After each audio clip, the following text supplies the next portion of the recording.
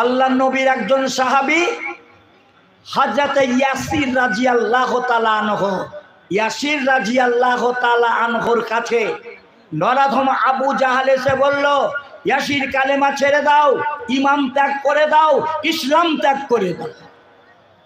ইয়াসির বলল, কালেমায় যে মজা পেয়েছি, ইমানে যে স্বাদ পেয়েছি, মরলেই জান্নাত পাবো, এটা আমার মনে প্রাণে বিশ্বাস আছে। আমি জান্নাত হাত ছাড়া করতে চাই না। আবু জাহাল বলল, কঠিন পরীক্ষা হবে। বলল, আমি মুসলমান, আমি পরীক্ষা দিতে ভয় করি না, পরীক্ষা দিতে প্রস্তুত আছি।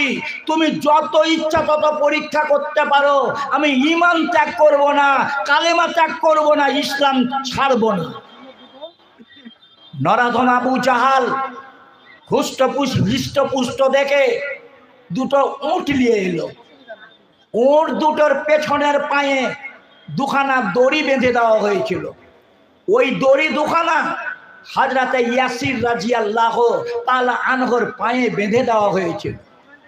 ইয়াসির রাদিয়াল্লাহু তাআলা আনহুকে বলা হলো, পরীক্ষা আরম্ভ করা হবে, এখনই পরীক্ষা হবে।